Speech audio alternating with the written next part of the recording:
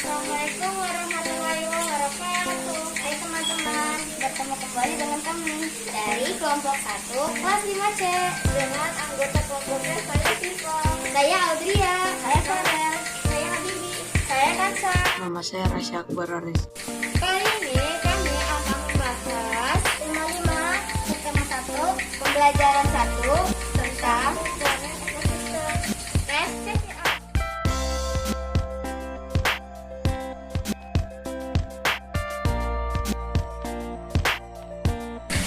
Semua makhluk hidup memerlukan lingkungan tertentu untuk memenuhi kebutuhannya. Lingkungan adalah segala sesuatu yang berada di sekitar makhluk hidup.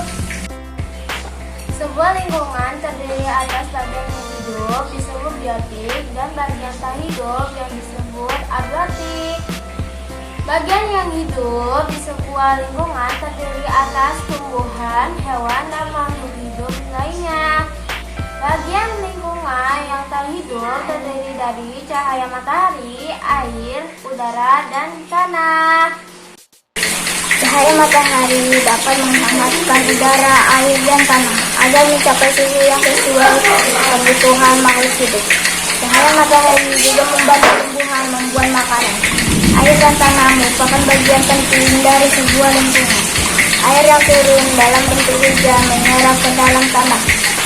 Air di dalam tanah ini akan dimanfaatkan oleh tumbuhan yang hidup di atasnya dan makhluk hidup kecil lainnya yang hidup di dalam tanah. Yang hidup dan tak hidup di sebuah lingkungan saling berinteraksi dan saling bergantung satu sama lain. Interaksi antara makhluk hidup dan benda-benda tak hidup di sebuah lingkungan disebut ekosistem. Ekosistem tersusun atas individu, populasi, dan komunitas. Individu adalah makhluk hidup tunggal, misalnya seekor kambing, seekor burung, dan sebuah pohon cemara. Tempat tinggal individu disebut habitat. Populasi adalah kumpulan individu sejenis yang menempati suatu daerah tertentu. Contoh, di sebuah kolam terdapat populasi ikan, populasi tumbuhan, teratai, dan populasi lumut. Komunitas adalah populasi makhluk hidup di suatu daerah tertentu. Contoh komunitas adalah komunitas sungai dan komunitas rumput.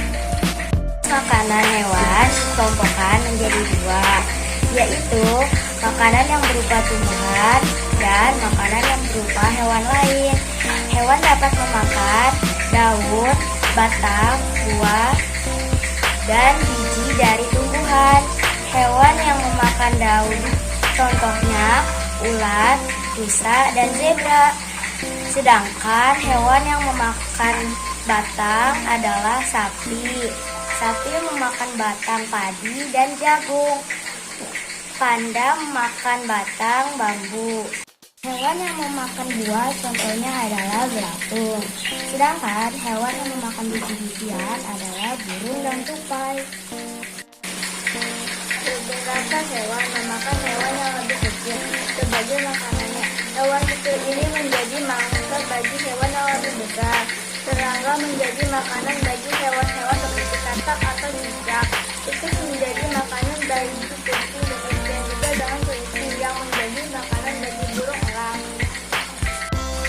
Setiap hewan memiliki ciri khas yang juga mempengaruhi makanan yang dimakannya. Bacaan di atas merupakan bentuk tes yang suci. Tes yang suci adalah tes yang berisikan hasil pengamatan data-data dan fakta serta bukan merupakan hasil imajinasi kita. Rasya langkah-langkah serta hal yang perlu diperhatikan dalam menyusun informasi penting. 1. Membaca teks secara keseluruhan. 2. Menentukan informasi penting setiap paragraf. 3. Menentukan ide pokok teks. 4. Menyusun ide pokok dengan bahasa sendiri. 5. Memperhatikan pemilihan diksi dan EYD. Saya ingin menyampaikan materi tentang jenis makanan hewan dan penggolongan hewan. Jenis makanan hewan yang dipelajari adalah makanan hewan yang dikelompokkan ke dalam dua macam, yaitu tumbuhan dan hewan. Makanan yang berasal dari tumbuhan Di antaranya dapat berupa daun, buah, biji-bijian, dan akar atau umbi-umbian. Sedangkan makanan yang berasal dari hewan dapat berupa daging, ikan, tulang, serangga. Penggolongan hewan berdasarkan jenis makanannya ada 3, yaitu 1. Herbivora atau hewan pemakan tumbuhan, contohnya kuda, sapi, kelinci. 2. Karnivora, hewan pemakan daging, contohnya singa, harimau, kucing. 3. Omnivora atau hewan pemakan segalanya, contohnya tikus dan ayam. Menambahkan informasi penting tentang pokok pikiran dari bacaan teks yang berjudul ekosistem. Bacaan tersebut termasuk teks non-fiksi. Teks non-fiksi adalah sebuah teks yang berisikan hasil pengamatan, data-data, dan fakta, serta bukan merupakan hasil imajinasi kita. Paragraf pertama, pokok pikirannya adalah sebuah lingkungan terdiri dari bagian yang hidup disebut biotik dan bagian yang tak hidup disebut abiotik. Paragraf kedua, pokok pikirannya adalah cahaya matahari dapat menghangatkan udara, air, dan tanah agar mencapai suhu yang sesuai kebutuhan hidup makhluk hidup. Paragraf ketiga, pokok pikirannya adalah makhluk hidup saling berinteraksi